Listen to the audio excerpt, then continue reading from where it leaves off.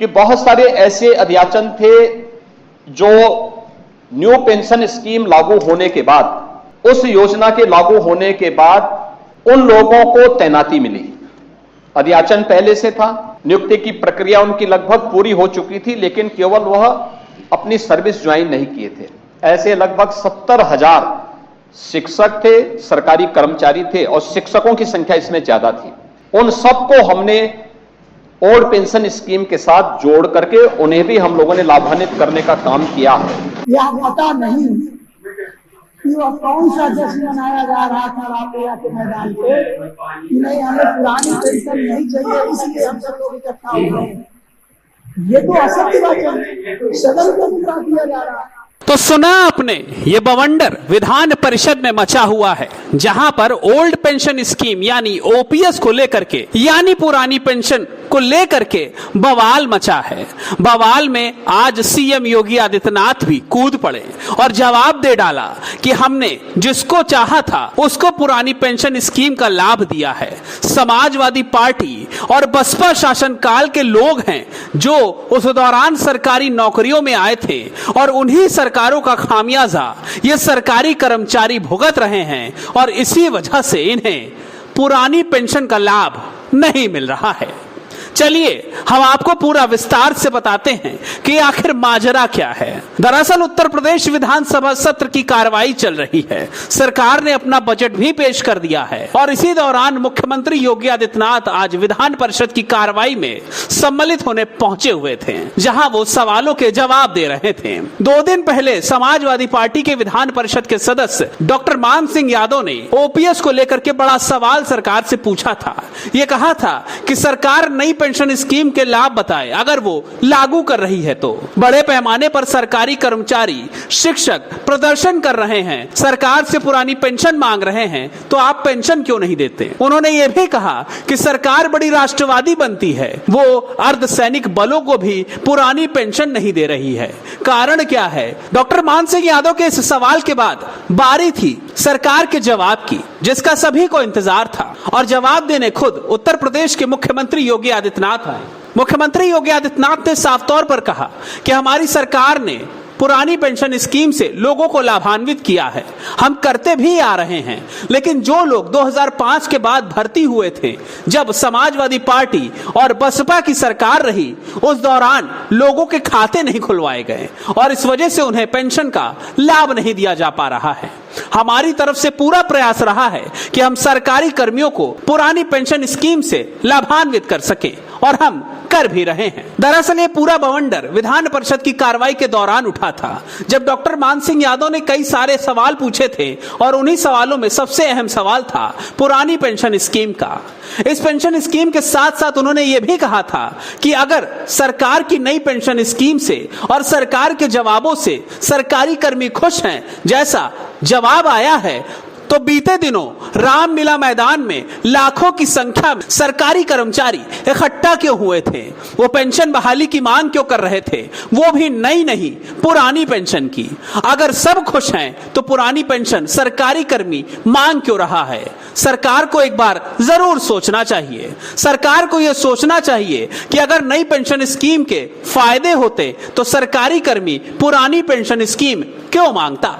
हमारी टीम ने भी लगातार पुरानी पेंशन स्कीम से जुड़े मूवमेंट्स को कवर किया है। हमने लगातार पुरानी पेंशन स्कीम से जुड़े हुए सवाल सरकार से पूछने की कोशिश की है। कई हद तक जवाब भी मिले हैं, लेकिन कुछ इससे संतुष्ट हैं और कुछ असंतुष्ट। आज भी विधान परिषद की कार्रवाई और कार्रवाई के दौरान मुख्यमंत्री योगी आदित्यनाथ के द्वारा दिए गए ओपीएस पर जवाब पर जब हमने अटेवा के राष्ट्रीय अध्यक्ष विजय कुमार बंधु से उनकी प्रतिक्रिया जानने की कोशिश की, तो बहुत कुछ निकलकर सामने आया। विजय कुमार बंधु ने क्या कुछ कहा, सुन लीजिए। विजय बंधु जी, आपका हमारे चैनल अटल टीवी पे बहुत बहुत स्वागत है। विधान परिषद में पुरानी पेंशन योजना बहाली का मुद्दा एक बार फिर से जोरों शोरों से गूंजा है और मान सिंह यादव ने सीधे तौर पे ये सवाल कर दिया है कि अगर एनपीएस अच्छा है तो कर्मचारी इससे खुश क्यों नहीं है और जो कर्मचारी है वो इतना भारी धरना प्रदर्शन, वोट फॉर ओपीएस जैसे प्रोग्राम क्यों चला रहे हैं। तो इस पर आपकी क्या राय है। देखिए, ये सरकार लगातार ओपीएस पर वो भी बहाली से भाग रही है और लगातार झूठ बोल रही है। और लगातार झूठ इसलिए बोल रही कि जो आंकड़े सदन जबकि गरिमापूर्ण जगह होती है और वहाँ उम्मीद की जाती है कि सरकार जो कहेगी सच कहेगी, लेकिन हमने जो प्रश्न देखा उसमें वो कह रहे कि कोई आक्रोश नहीं है। अभी कैसे पूरे देश में प्रदर्शन, धरना, अभी महाराष्ट्र के अंदर अभी चल रहा है, हरियाणा के अंदर चला, उत्तर प्रदेश के अंदर अभी लागी टाइम होने जा रहा है। कल ही 1 अगस्त है, 1 अगस्त से 9 अगस्त तक हर जिला, हर ब्लॉक पर, प्रदेश के हर ब्लॉक पर 1 से 9 अगस्त तक एनपीएस निजीकरण देश के लिए घातक है, ये गोष्ठियां शुरू होने जा रही है। 26 सितंबर तक बड़ा कार्यक्रम लास्ट सितंबर में उत्तर प्रदेश के अंदर होने जा रहा है। तो ये कैसे कभी आक्रोश नहीं है? इनको तो लगता है कि जैसे, अब मैं क्या कहूँ, मुझे दुख हो रहा है कि इतने बड़े पदों पर, इतने सम्मानित पदों पर लोग बैठे हुए इस तरह का झूठ बोलते हैं। मुझे बड़ा अफसोस होता है इस बात के लिए। जी विजय बंधु जी, इसी के साथ योगी आदित्यनाथ ने इस पर जवाब देते हुए एक बात और कही। उन्होंने ऐसा कहा कि बीजेपी की सरकार बनने के बाद राज्य के करीब 8 लाख कर्मचारियों के पेंशन खाते खोले जाने का काम किया गया है, जबकि सपा और बसपा की सरकार में इन कर्मचारियों के पेंशन खाते नहीं खोले गए थे। तो इस बात में कितनी सच्चाई, क्या कुछ ऐसा हुआ था? देखिए, मैं एनपीएस के खिलाफ हूँ। एनपीएस में आप क्या सुधार करते हैं, क्या आप करते हैं, क्या रखते हैं, उससे मेरा कोई लेना देना नहीं, क्योंकि हम वो पुरानी पेंशन की लड़ाई लड़ रहे हैं। आप ये शगुफा छोड़ करके मैंने ये कर दिया, मैंने वो कर दिया, उससे जो प्रदेश और देश का जो शिक्षक कर्मचारी है उसे संतुष्ट नहीं है। हमने बार बार कहा है एनपीएस एक डस्टबिन है, डस्टबिन में जो भी डाला जाएगा वो कूड़ा है और कूड़ा हमें स्वीकार नहीं है। माननीय मुख्यमंत्री जी की बात जहाँ तक है, माननीय मुख्यमंत्री जी तो बढ़िया शानदार पत्र हमारे में लिखे थे, उसको डॉक्टर मान सिंह जी ने सदन के अंदर मामले को रखा भी था, उठाया था, पत्र भी दिखाया था। तो वो पत्र कहाँ गया, वो वचन कहाँ गया, उस पर तो ध्यान दीजिए। एक सांसद अगर कोई बात कहता है, कल वो किसी और पद पर चला जाता है, तो क्या उसके पद के बदलने से उसके विचार बदल जाएंगे क्या? ऐसा तो नहीं होना चाहिए। और मुझे तो दुख हो रहा है कि जो सभापति महोदय थे, उन्होंने उतने बड़े पीठ पर बैठे हुए इस तरह का जो जवाब दिया है वो बहुत ही हास्यास्पद है कि वो पहले सांसद थे इसलिए लिख दिया, आज मुख्यमंत्री है, उससे कोई लेना देना नहीं है। इस तरह की बयानबाजी, मतलब राजनेताओं का जो इकबाल है जनता के अंदर वो गिरता है और गिरावट का स्तर इतना नीचे आ गया है कि अब आदमी राजनेताओं की बात को मतलब विश्वास ही नहीं कर पाता है। इस तरह का गिरावट आ गई है। पीठ पर बैठे हुए हमारे विधान परिषद उत्तर प्रदेश सभापति, एक सम्मानित और बड़ा पद है, उस पर इस तरह का बयानबाजी और खुद पेंशन ले रहे हैं। मजे की बात है, जितने लोग ना कर रहे हैं सब ओपीएस ले रहे हैं, सब लोग पेंशन का लाभ उठा रहे हैं। फिर इस तरह की बातें क्यों? और मैं तो जितने भी हमारे सदन में, चाहे वो डॉक्टर मान सिंह जी हों और चाहे आशुतोष सिन्हा जी हों, लाल बिहारी जी हों, या संसद के अंदर तमाम सारे हमारे जो माननीय सांसद हमारी बात को उठा रहे हैं, मैं आपके अटल टीवी के माध्यम से उनका शुक्रिया अदा करता हूं, धन्यवाद देता हूं और उम्मीद करता हूं कि इस लड़ाई को लोग अंजाम तक ले जाएंगे। एक विपक्ष में एक जो भूमिका होती है उसको सार्थक ढंग से आगे बढ़ाएंगे, ये मैं आशा भी रखता हूं और उन्हें बधाई भी देता हूं। जी विजय बंधु जी, जैसे ही बात ओपीएस की आती है तो सत्ता में बैठे जो हैं पदाधिकारी वो सीधे तौर पे ये बात कह रहे थे कि एनपीएस के फायदे गिनाने लगते। इसी दौरान योगी आदित्यनाथ ने एक बात और कही, बीजेपी सरकार ने न्यू पेंशन स्कीम के अंतर्गत राज्यांश को बढ़ाकर 14% कर दिया, लेकिन राज्यांश का बढ़ाना 14% एक अलग बात है, जबकि ओपीएस की बात अलग है। जब कर्मचारी ओपीएस मांग रहे हैं तो वो एनपीएस के फायदे क्यों गिनाते रहते हैं? जी बिल्कुल, आपने बिल्कुल बहुत वाजिब सवाल किया, आपने बहुत शानदार सवाल। ये तार्किक सवाल है और मैं सलूट करता हूं आपको कि जब हम बात ओपीएस की कर रहे हैं तो ओपीएस की बात क्यों नहीं कर रहे हैं, क्यों एनपीएस चले जाते हैं, जिसको पूरे देश ने नकारा है और उसके परिणाम आ रहे हैं। 500-700 रुपए मिल रहे हैं, इसमें ना सामाजिक सुरक्षा हो सकती है, ना उसके बुढ़ापे की लाठी हो सकती है, फिर उसकी बात क्यों किया जाए। और ये वर्तमान सरकार तो ये मुद्दों से हटकर इधर उधर की बातें करे, पूछा कुछ जाएगा, बताया कुछ जाएगा। और मैं ये कह रहा हूँ कि आज राजस्थान के अंदर, आज छत्तीसगढ़ के अंदर भाजपा की सरकार है, वहाँ के लोगों को ओपीएस मिल रही है, तो उत्तर प्रदेश के लोगों ने या देश के लोगों ने कौन सा गुनाह किया है कि उनको नहीं मिलेगी? तो हम कहते जब आप वहाँ आपकी सरकार है और आप लागू वहाँ चली रही है और चलनी भी चाहिए, तो फिर अन्य प्रदेशों में भी आप उसको लागू करिए, पूरे देश में उसको लागू करिए।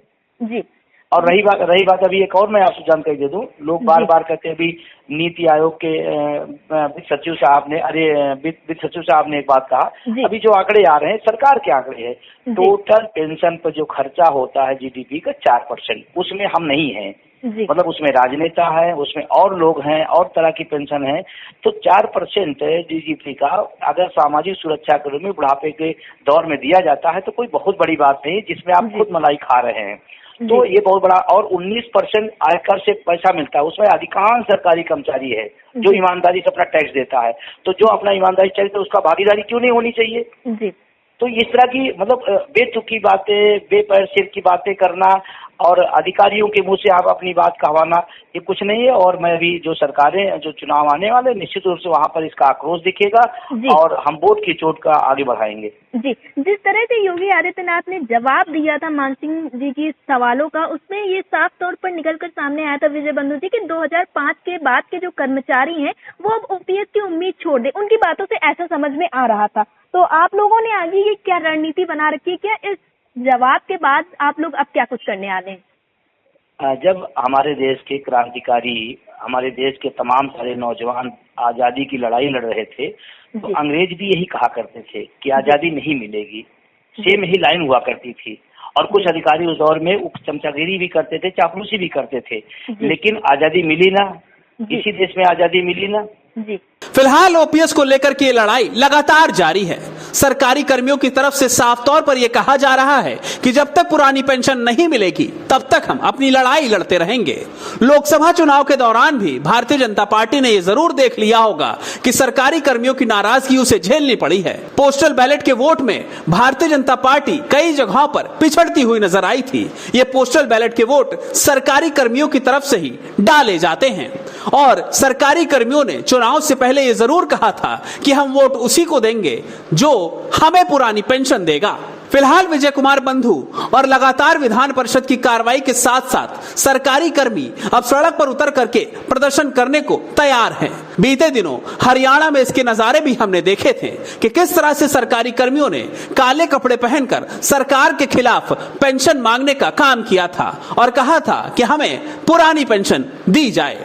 अब देखना यह होगा कि जब पुरानी पेंशन का मामला इतना गरमा रहा है तो सरकार की तरफ से क्या रास्ता निकाला जाएगा, या फिर इसी तरीके से गुपचुप जवाब दे करके सरकार नए रास्तों पर निकल जाएगी और पेंशन मांगने वाले सरकारी कर्मचारी सड़क पर ही रह जाएंगे। डेस्क रिपोर्ट, अटल टीवी।